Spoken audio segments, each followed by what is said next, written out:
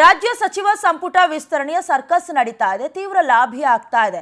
ಸಚಿವ ಸ್ಥಾನ ಆಕಾಂಕ್ಷಿಗಳಿಂದ ಮಲ್ಲಿಕಾರ್ಜುನ ಖರ್ಗೆಯನ್ನ ಭೇಟಿ ಮಾಡಿ ದೆಹಲಿಯಿಂದ ರಾಜ್ಯಕ್ಕೆ ಶಿಫ್ಟ್ ಆಯಿತು ಸಂಪುಟ ವಿಸ್ತರಣೆಯ ಸರ್ಕಸ್. ಈಗಾಗಲೇ ತೀವ್ರ ಲಾಭಿ ಬೇರೆ ನಡೀತಾ ಇದೆ. ಸಚಿವ ಸ್ಥಾನ ಆಕಾಂಕ್ಷಿಗಳಿಂದ ಮಲ್ಲಿಕಾರ್ಜುನ ಖರ್ಗೆ ಅವರನ್ನ ಕೂಡ ಪರ್ಸನಲಿ ಮೀಟ್ ಆಗ್ತಿದ್ದಾರೆ. ದೆಹಲಿಯಿಂದ ರಾಜ್ಯಕ್ಕೆ ಶಿಫ್ಟ್ ಆಗಿದೆ ಸಂಪುಟ ವಿಸ್ತರಣೆಯ ಸರ್ಕಸ್. ಮುಂದಿನ ವಾರದೊಳಗೆ ಸಂಪುಟ ವಿಸ್ತರಣೆ ಆಗಬಹುದು. ಈಗಂತ ಪವರ್ ಟಿವಿಗೆ ಶಾಸಕ ಅಜಯ್ ಸಿಂಗ್ ಎಕ್ಸ್ಕ್ಲೂಸಿವ್ ಹೇಳಿಕೆ ಕೊಟ್ಟಿದ್ದಾರೆ.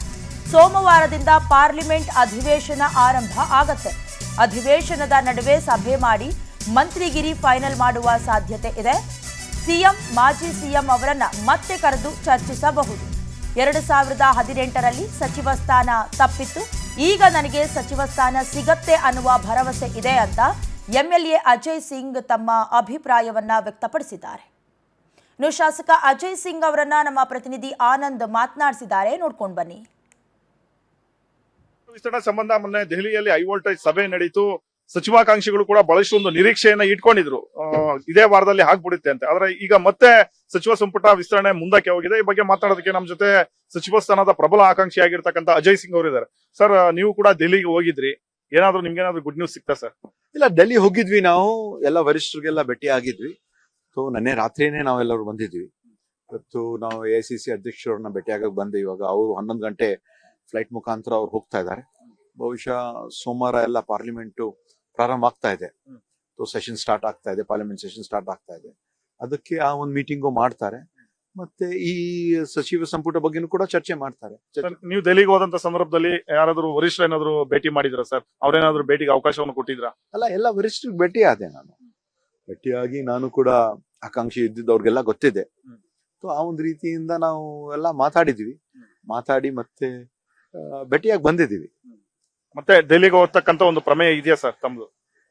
ಈಗ ನೋಡ್ಬೇಕು. ಇವಾಗ ಎಲ್ಲಾ ವರಿಷ್ಠರಿಗೆ ಮತ್ತೆ ಇಲ್ಲಿ ಇರ್ತಕ್ಕಂತ ಮಾನ್ಯ ಮುಖ್ಯಮಂತ್ರಿ ಅವ್ರಿಗೆ ಮತ್ತೆ ಉಪಮುಖ್ಯಮಂತ್ರಿ ಅವ್ರ ಮಾಜಿ ಮುಖ್ಯಮಂತ್ರಿ ಅವ್ರಿಗೆಲ್ಲ ಕರೀತಾರೆ ಅಂತ ನೋಡ್ಬೇಕು. ಏನ್ ಅಲ್ಲೇ ಇವ್ರಿಗೆಲ್ಲ ಒಂದು ಸಮಾಲೋಚನೆ ನಡೆಸಿದ್ದಾರೆ, ಒಂದು ತೀರ್ಮಾನ ತಗೊಳ್ತಾರೆ, ಅದನ್ನು ಕೂಡ ನೋಡ್ಬೇಕಾಗ್ತದೆ. ಸರ್, ಈಗಾಗಲೇ ಸಂಪುಟ ವಿಸ್ತರಣೆ ಬಹಳಷ್ಟು ಒಂದು ವಿಳಂಬ ಆಗಿದೆ. ಇದು ಇನ್ನೂ ಕೂಡ ಮುಂದಕ್ಕೆ ಹೋಗ್ತಾ ಇರ್ತಕ್ಕಂಥದ್ದು ಸಮಂಜಸ ಅಲ್ಲ. ಆದಷ್ಟು ಬೇಗ ಮಾಡ್ಬೇಕು ಅಂತ ಹಿರಿಯ ನಾಯಕರು ಕೂಡ ಒತ್ತಾಯವನ್ನ ಮಾಡ್ತಾ ಇದ್ರು. ಆದ್ರೂ ಕೂಡ ಪದೇ ಪದೇ ಕಾರಣಾಂತರಗಳಿಂದ ಮುಂದಕ್ಕೆ ಹೋಗ್ತಾನೆ ಇದೆಯಲ್ಲ ಸರ್? ಇಲ್ಲ, ಈಗ ಮೊನ್ನೆ ತಾನೇ ಒಂದು ಹಂತಕ್ಕೆ ಬರ್ಬೇಕಾಗಿತ್ತು. ಆದ್ರೆ ಬೇರೆ ಬೇರೆ ಕಾರಣಗಳಿಂದ ಅದ್ ಆಗಿಲ್ಲ. ಆದ್ರೆ ಮುಂದೆ ಬರ್ತಕ್ಕಂತ ಒಂದು ವಾರದಲ್ಲಿ ಎಲ್ಲ ಇತ್ಯರ್ಥ ಆಗ್ತದೆ, ಫೈನಲ್ ಆಗ್ಬಿಡ್ತದೆ. ಇದಕ್ಕಿಂತ ಮುಂದೆ ಹೋಗಲ್ಲ ಅಂತ ನಂಗೆ ಅನ್ಸ್ತದೆ. ಸ್ಥಳೀಯ ಸಂಸ್ಥೆಗಳ ಚುನಾವಣೆ ಇದೆ, ಮುಂದೆ 28ರ ಎಲೆಕ್ಷನ್ಗೂ ಕೂಡ ತಯಾರಿಯನ್ನ ಮಾಡಬೇಕು. ಇಂಥ ಸಂದರ್ಭಗಳಲ್ಲಿ ಪೂರ್ಣ ಪ್ರಮಾಣದ ಸಂಪುಟ ಇಲ್ಲದೆ ಇರತಕ್ಕಂಥದ್ದು ಎಲ್ಲೋ ಒಂದು ಕಡೆ ಪಕ್ಷದ ಒಂದು ಸಂಘಟನೆ ಮೇಲೂ ಹೊಡೆತ ಬೀಳ್ತಾ ಇಲ್ವಾ?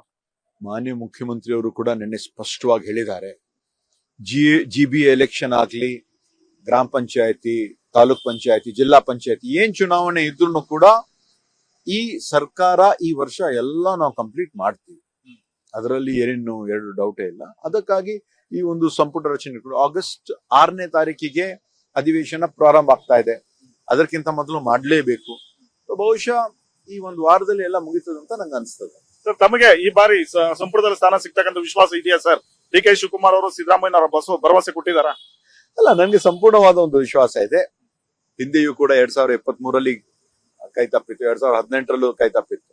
ಅದೇ 2023ರಲ್ಲಿ ಮಾಡ್ತಕ್ಕಂತ ಒಂದು ಸಂದರ್ಭದಲ್ಲಿ ನನ್ಗೆ ಹೇಳಿದ್ರು, ಮುಂದೆ ಖಂಡಿತವಾಗಿ ಒಂದು ಅವಕಾಶ ನೀಡ್ತೀವಿ ಅಂತ ಹೇಳಿದ್ದಾರೆ. ಅದಕ್ಕಾಗಿ ಸಂಪೂರ್ಣವಾದ ಒಂದು ವಿಶ್ವಾಸ ಇದೆ. ಸರಿ, ಮತ್ತೆ ಇನ್ನೊಂದು ಸರ್, ಪ್ರಮುಖವಾಗಿ ಅಜಯ್ ಸಿಂಗ್ ಅವರಿಗೆ ಸಚಿವ ಸ್ಥಾನ ತಪ್ಪಿಸ್ತಕ್ಕಂತ ಒಂದು ಕೆಲಸವನ್ನ ಕಾಣದ ಕೈಗಳು ಮಾಡ್ತಿದೆ ಅನ್ನೋ ಆರೋಪಗಳು ಕೂಡ ಇದೆ ಸರ್, ನಿಜಾನ ಸರ್? ಏನು ಇಲ್ಲ, ಈ ಬಾರಿ ಎಲ್ಲಾ ಕರೆಕ್ಟ್ ಆಗ್ತದೆ. ಕೆಲವು ಸತಿ ತಪ್ತದೆ, ಏನ್ ಆತರ ಏನು ಇಲ್ಲ.